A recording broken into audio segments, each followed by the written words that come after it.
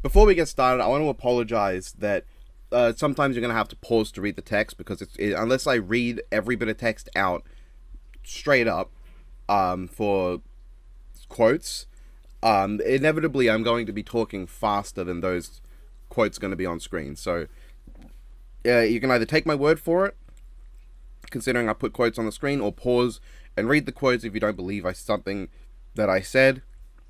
Oh god, I'm burping in the middle of this. I'm so sorry. But yeah, I'm sorry about that. That's just going to be a thing. When doing videos on media where everything is text, that can be a problem. So, just going to have to deal with that. Following Merlin, it was clear the only possible video that could come after had to be on King Arthur himself. Before we go into this, I want you to clear your head on any preconceived notions about King Arthur. Fate, Seven Deadly Sins, Smite, unfortunately even Monty Python. None of those matter here. This is going to be looking at solely the stories and the matter of Britain, from the earliest mentions of his name to the end of the 16th century, when the medieval era came to an end. I have read every story I could get my hands on, amounting to a metric shitload or an imperial fuckton, and only having missed out on, sadly, the majority of the Vulgate and post-Vulgate cycles, because as I said last time, I don't have access to those translations, and I am not spending over $600 total for them on a video that'll get a couple thousand views at best. I hear that within those stories, though, include a tale of King Arthur acquiring Heracles' sword from Greek mythology, which I want you to know that would make a world where the Bible, Greek mythology, and Celtic mythology are all canon to each other, however the fuck that would work. However, I won't be considering that, because to my knowledge, this specific sword of Heracles does not exist in any of Heracles' stories in Greek mythology. I'm going to go over King Arthur's backstory, abilities, arsenal, skills, physical stats, and the size of his army as attested multiple times. Strap yourselves in, because King Arthur has gone on quite a journey. From a larger-than-life, borderline mythical Welsh super king, to a down-to-earth and rarely active English monarch, and finally to a legend said to rise one day when the Isle of Britain needs him once more. This is my breakdown on how powerful King Arthur is from the matter of Britain. King Arthur's conception varies from tale to tale, but most consistently, it begins with the story of Constans, who after the death of his father Constantinus III, was forced out of his place by Vortigern, who took the throne. Sometime after, the brothers of Constans and sons of Constantinus, Aurelius, Ambrosius, and Uther would come to take revenge on Vortigern, who had Constans killed. Upon successfully taking the throne back, Aurelius would become the new king until his own death, wherein Uther would then take the throne. Upon doing so, Uther looked into the sky one day and witnessed a star descend from the skies in the form of a dragon. The dragon shone a light across Britain and all of Europe, marking the land in which Uther's future son would rule. From then on, Uther would take on the name Pendragon. Uther would have multiple children, but the most important of which was mothered by Igraine. Igraine was the wife of another man, so to better, he had Merlin change his appearance so he looked like Igraine's husband and then slept with her. And fucked her, without her ever knowing who he actually was. Yikes, Uther. But in doing so, Arthur Pendragon was born and taken away to be raised by Sir Ector alongside his own son Kay. One day after the death of his father Uther, a sword would be found in a stone, and whoever would pull this sword would be rightwise proven to have been born worthy of kingship. Alas, nobody could draw it until New Year's Day, whereupon Sir Kay, newly crowned Knight of Allhallowmass, lost his sword, and Arthur went out of his way to acquire one for his big brother. It was then that Arthur happened upon the sword in the stone and pulled it out. From then on, Arthur would face many trials under the moniker of King Arthur Pendragon, the greatest monarch to ever rule over the Isles of Britain and indeed all of Europe. Despite most being known as the King of Britain, Arthur is in fact much more. King Arthur is also the Emperor of Rome. His riches surpassed those of Alexander the Great and Julius Caesar, and he conquered most countries in Europe, after which he ruled for 25 years in complete and total peace. To do so, Arthur needed to be one great king, and no short part of that came from his overwhelming power. Let's start with his abilities, because frankly, Arthur doesn't have many supernatural abilities attributed just to him naturally, but he has enough, far more than I think most people are aware, because most people probably assume he has none. According to Brut, King Arthur was blessed by elves and enchanted with magic to be the most strong and mightiest of all kings, and that he would be rich and live long. He also has the supernatural ability to make others invisible somehow. Yeah, the popular interpretation of this passage in Pargur among scholars is that Arthur was portrayed as literally having the ability to make others invisible. King Arthur also has seemingly abnormal imitation, as he literally just sends these Romans cowering to the ground in fear, which I'd not really consider this an ability if it wasn't from Alliterative Morte Arthur, a story which does embellish Arthur's supernatural power a bit more than others. Finally, he has prophetic dreams. In every telling of the Roman Emperor episode, beginning with the Historia Regum Britanniae and its variations, Arthur is portrayed as having a prophetic dream in advance about his battle against Roman Emperor Lucius Tiberius, foretelling of his victory, though he does need it interpreted for him. Okay, so only 4 abilities at best, only one of which has any real usage in battle, but I bet that was more than you expected for abilities unrelated to his weapons. But speaking of which, let's get to those, and we're going to get some of the less important ones out of the way first before we talk about the big boys, because as we all should know, King Arthur wields perhaps the most well-known sword of all time. So for Arthur's pretty pointless equipment, in Coolwich and Olwen, Arthur possesses a golden comb and a pair of shears with silver loops to comb and trim his hair. That's about it. I wouldn't even bring that up if the story didn't feel the need to point them out like that. Also, Welsh names, I'm so sorry. Arthur also has a horse known as Ramre, which doesn't have much going on. He has multiple sets of armor which don't matter, including a coat of golden mail with the engraven figure of a dragon, and a hauberk made of fine steel by Wygar the Witty Wright, who is an elvish smith apparently.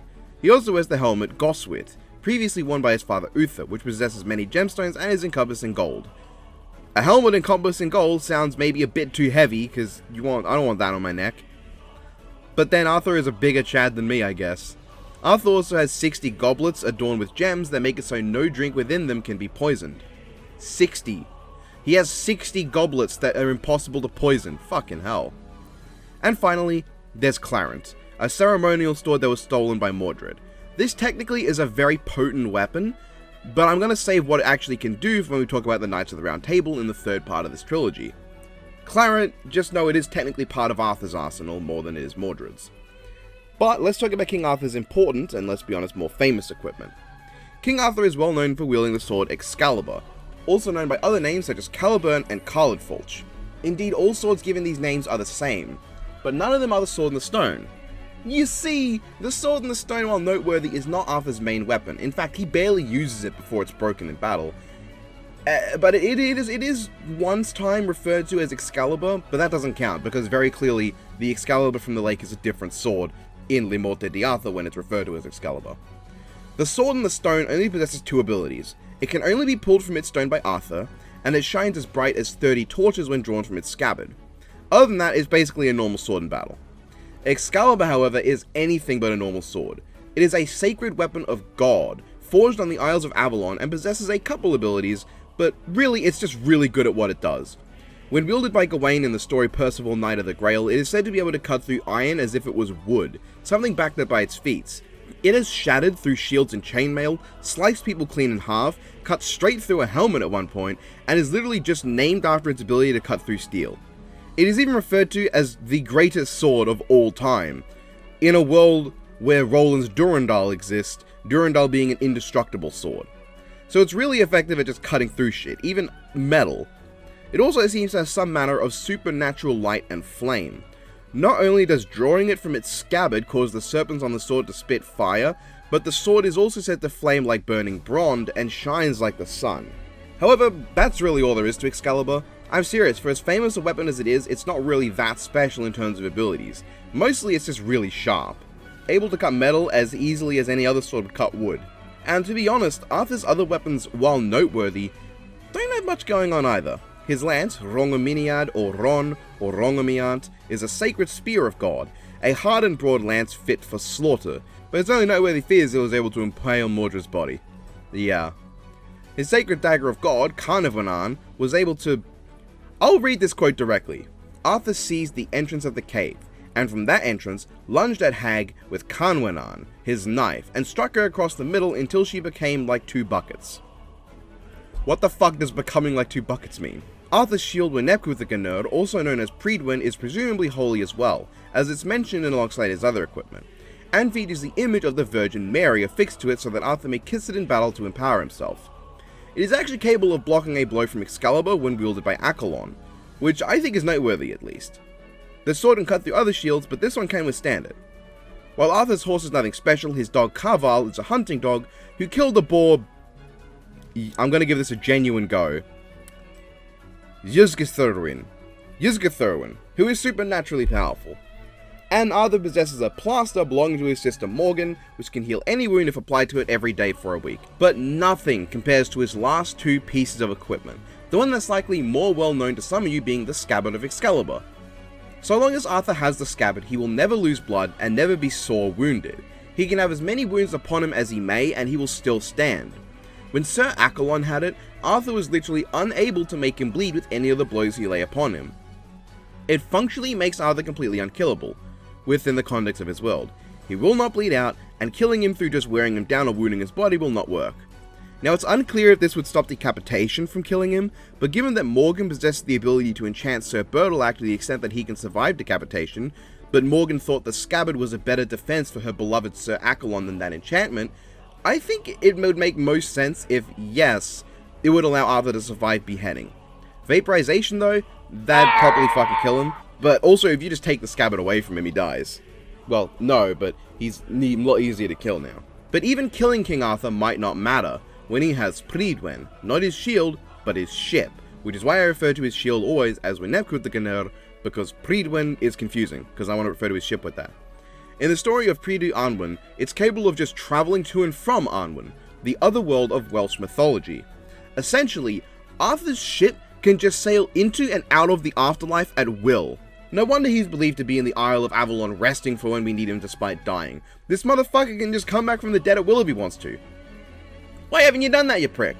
It also explains this one quote from Merlin in Brut, which I will read out for you.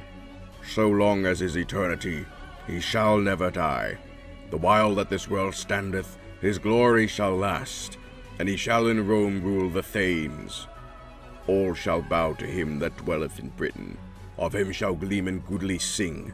Of his breast noble poets shall eat. Of his blood shall men be drunk.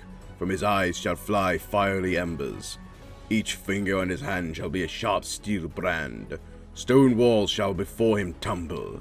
Barons shall give way, and their standards fall. Thus he shall well long fare over all the lands, people to conquer, and set his laws.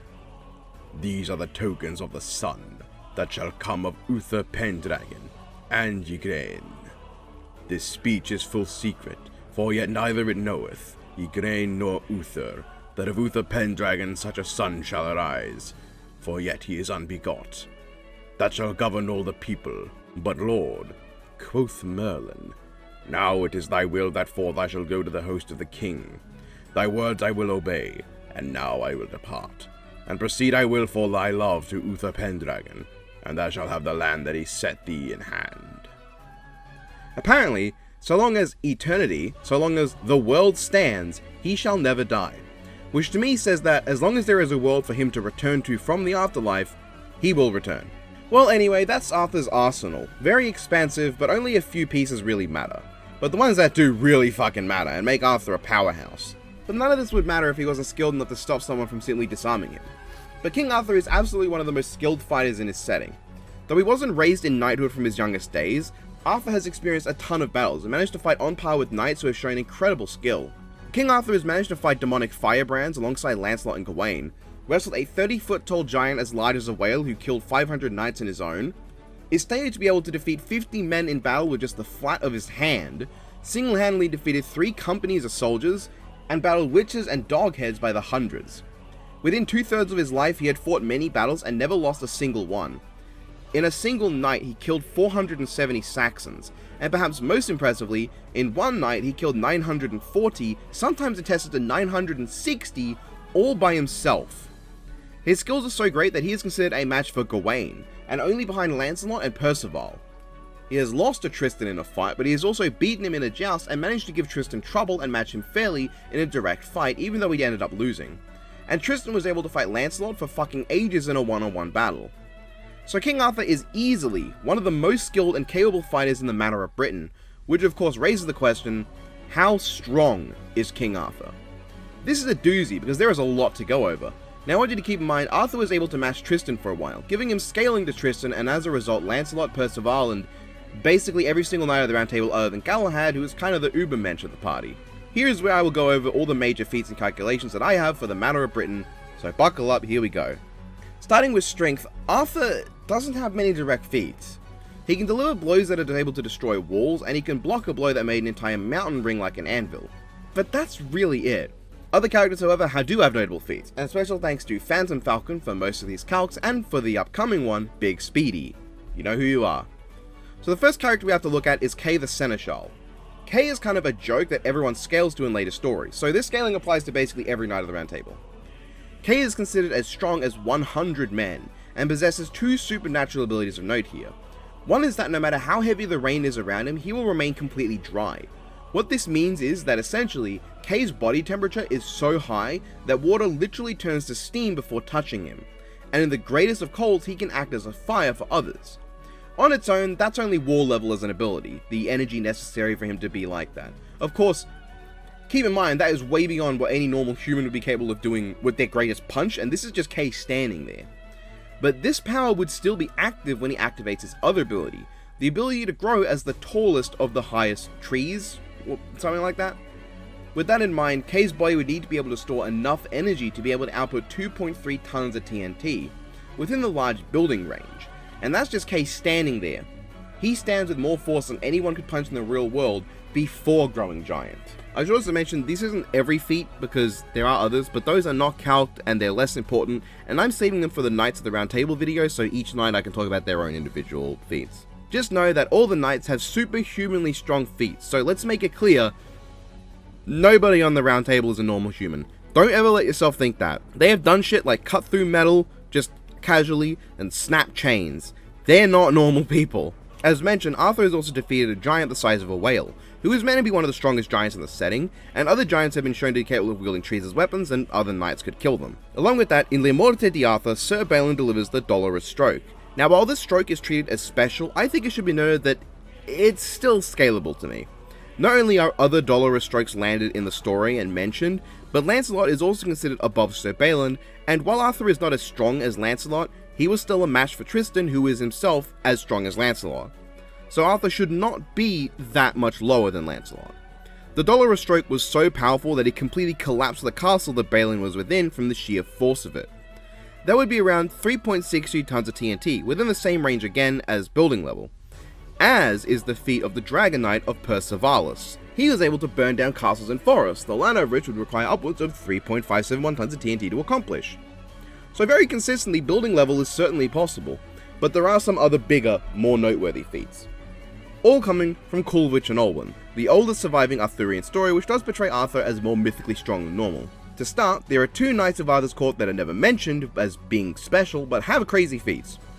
Gwydion Astras is able to suck up enough water to support 300 boats until there's nothing but dry land. I couldn't get this calced apparently, but that's gotta be pretty crazy. Not as crazy, however, as Gwydion Ossel, who can literally flatten a mountain into a flat plain by standing on it. To accomplish this, well, there's three ranges, but I personally support the high range because it literally says the mountain becomes a flat plain. So pulverization seems likely.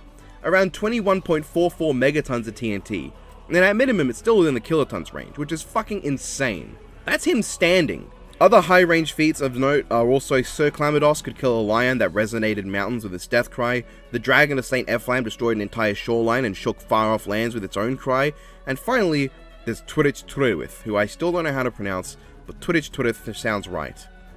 This guy, this fucking pig.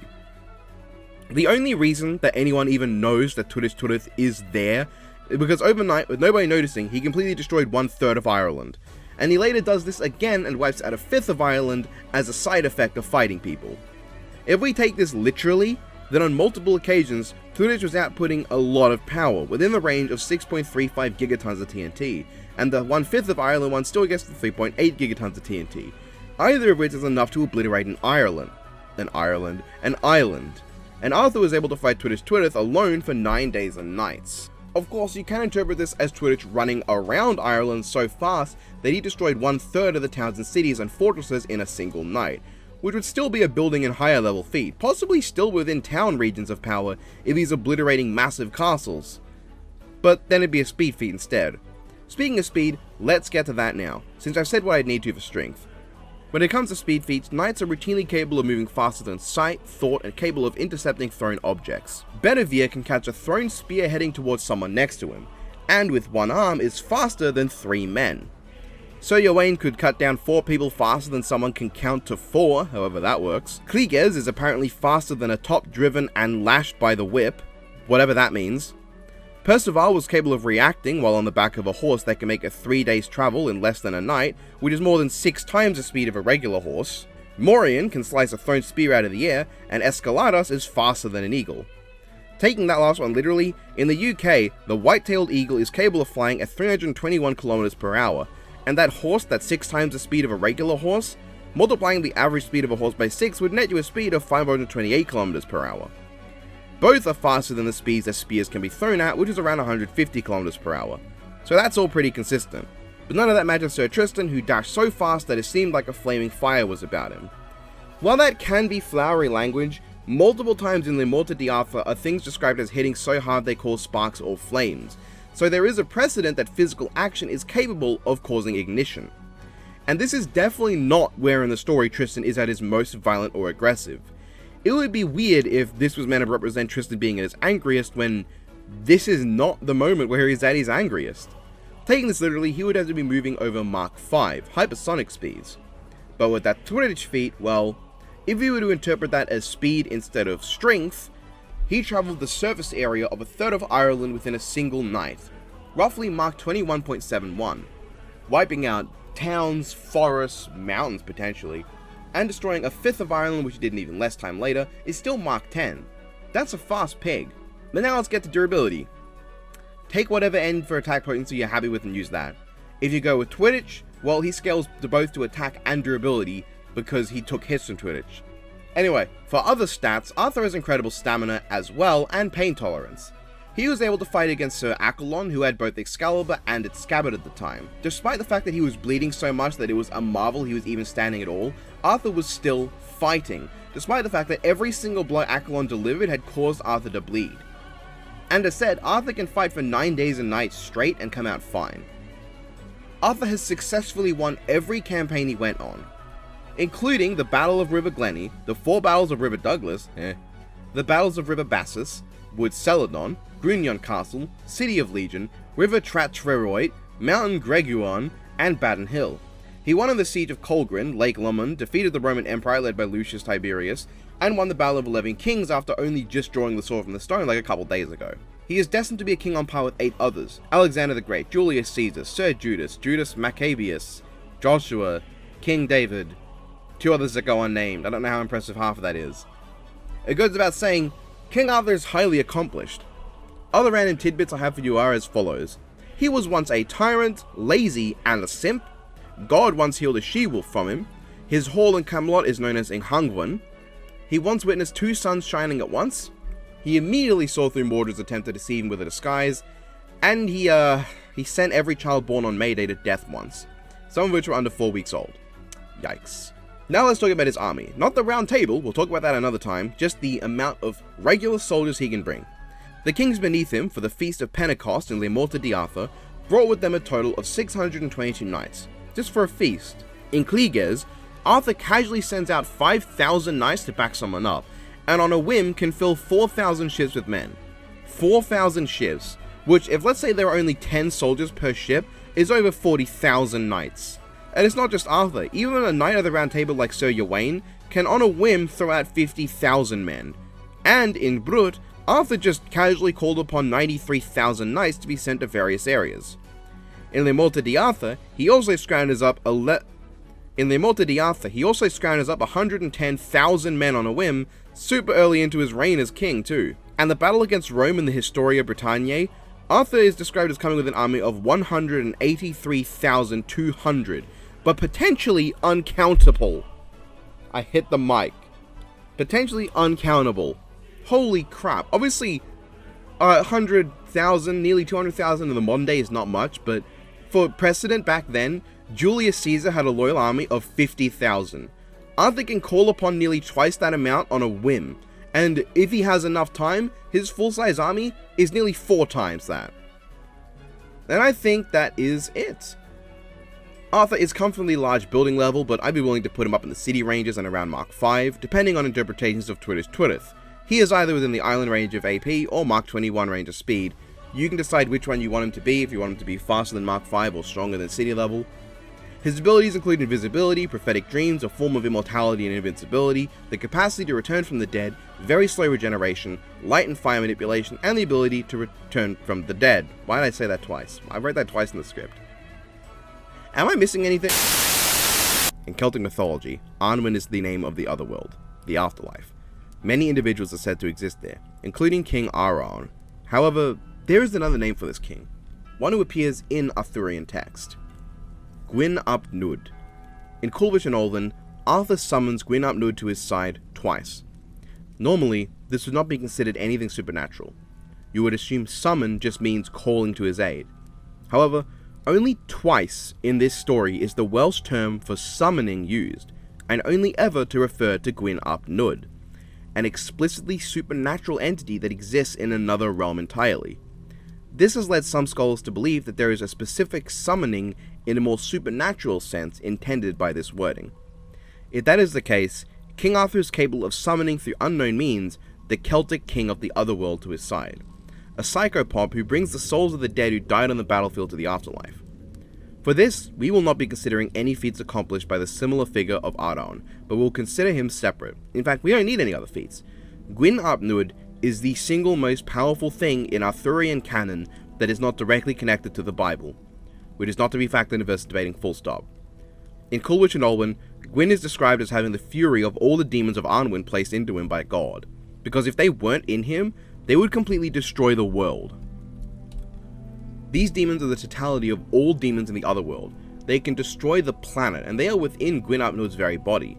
If Arthur could summon him, then he will be able to call upon an entity with enough power to at minimum wipe out all life on the planet, within the multi-continental range. Seeing as he holds the power of all demons in the otherworld, he should also scale above the highest feats in Arthurian canon, but takes this with a huge grain of salt. In Culhwch and Olwen, the eagle of Gwernabwyl is capable of pecking stars in the sky. In multiple tellings, the star dragon is a star, so those last two you could argue would not scale because they're not really demons or ghosts of any kind that Gwyn should be above. But this one, if you were to use it, Gwyn would absolutely scale to. In the Aunties of Arthur, the spirit of Guinevere's mother appears, and as a result is described as causing an actual solar eclipse. Very explicitly, when asked why the sun is put out, Gawain states that it was a solar eclipse, and it happens when Guinevere's mother shows up. When she leaves, the eclipse is undone. The eclipse is directly tied to her being there, and to cause a solar eclipse can require up to planet-busting levels of energy, and this is just a simple ghost, who should not be anywhere near as strong as Gwyn ap Nudd. If you were to accept the intended meaning of Culhwch and Olwen as saying that Arthur can supernaturally summon Gwyn ap Nudd at his side, then he possesses the ability to summon a planet-busting death god to fight beside him. Personally, I think that is potentially reasonable, but I do want to discuss what I consider to be wank. What I'm about to say will involve discussion of the devil, but I want to make this extremely clear as possible, so clear that if you misinterpret me, I think it'd be less insulting to say that you're lying than to say you're genuinely stupid enough to misinterpret me. I will not be scaling the devil from the Bible. We will not be discussing anything related to the Holy Bible, any testament or canon, any scripture, anything apocryphal, nothing at all. The devil within Arthurian legends, specifically the stories here, could scale to Gwyn ap Nudd. Again, I'm referring specifically and only to the entity referred to within the matter of Britain. I'm considering it a separate individual to the one in the Bible for the sake of this wanked scaling. With that out of the way, making sure no one thinks I'm doing anything disrespectful here. Again, if you misinterpret me, you are just really stupid, because I'm making this as clear as possible. If you were to say the Arthurian devil is a comparable in power to Gwyn ap Nudd, which I think is fairly reasonable, you could argue direct scaling between Arthur and Gwyn ap Nudd. For you see, multiple Arthurian characters have actually defeated the devil, most notably Gawain and Lancelot. Lancelot was able to cut through the hide of the beast, or at least his sword could when someone else used it, but Lancelot was able to still match and kill the beast, which is directly revealed to have been the devil. Gawain meanwhile defeated the devil in waiting on Gawain, but I haven't been able to track that story down myself, so I take that one with some salt. Thus you could argue the knights would scale to Gwyn ap Nudd.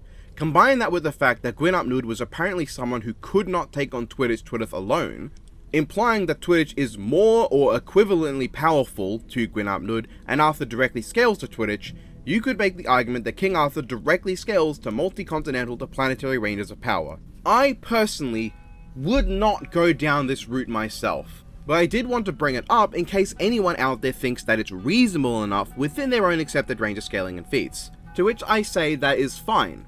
I won't stop you. I am simply presenting the evidence that is there for you to use if you wish so.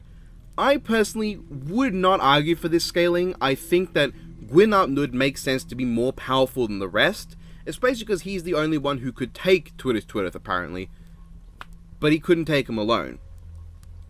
So there's a bit of a conflict there, but I think personally, Arthur should not scale to Gwyn ap Nudd, but maybe you could argue him being able to summon him.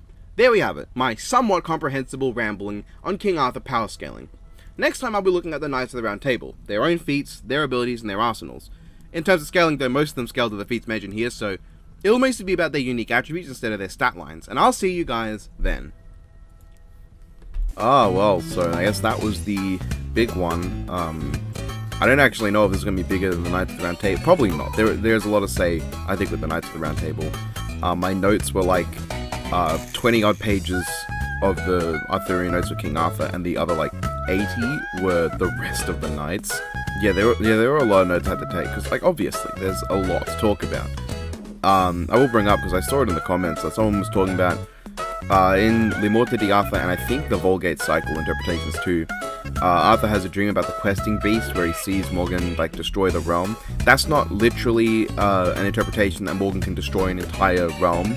Well, I mean, she probably could destroy like a big area with that big fire thing she's supposed to be able to do, but Arthur's dream there is about how the questing beast represents how Arthur's incestuous relationship with his sister, which is what the beast represents, among a lot of other things, will bring the end of Camelot, because that incestuous relationship resulted in Mordred, who would be the one to bring the Battle of Camelot, where they all died. So that's what that represents. In case that person happens to watch this video up to this point and wondering where it is, that's why I didn't include it. I didn't actually note it down, but I probably should have, in retrospect. Anyway, I hope you all enjoyed. Thank you to my patrons scrolling by right now. Lovely, all of you. You can support me on Patreon if you want. I put up stuff there sometimes, and of course you can get to my Patreon only server where you can make me say stupid shit. So let's see what they got for me now. I didn't actually look because I announced, because like I told them about this like literally a few minutes after the Merlin video came out. So I've been sitting on waiting to see what happens. So I don't know what's here. Well, I do know one thing that's here. I did see one thing, and that is the first one. I am directly below the enemy scrotum! I don't actually know who the first one in this is supposed to be. I'm assuming it's me. But the most important thing is, yes, Max's name is actually Comedy Skits 80, the famous creator of Character vs. Character, the best versus show of all time. Highly recommend you. It's Biff Reed. He's real. Guys, take me a pic. Honestly, Barney vs. Sheldon was peak fiction. I poop in the Walmart urinals. I made a mod in Geometry Dash. The louder the fart, the bigger the shart. Guys, stop talking about South Park. I'm not old enough to watch it. Omori is Undertale for fatherless children. What in the tomfuckery is going on? Man, that's crazy. You wanna know what's even crazier? This pipe bomb in my pocket. Oh! Can I do the whole Hitler vs. Vader 3 rap? No. Season 10 should have Mr. Beast fight Batman. Laugh at death, and your soul will forever be at peace. I can't do a good Monokuma impression. Fuck around with my VTuber bottle. I mean, no. Fuck. Oh, yeah, I mean, I guess that's all. Bye, fuckers. I'll see you for the Knights of the Round Table. Why don't you all take your guess at who's going to be the strongest? Well, actually, anyone with a tertiary knowledge of Arthurian legend knows exactly which Knight of the Round Table is number 1. Why don't you try to take a guess at who's number 2? It's not as clear cut as you might think.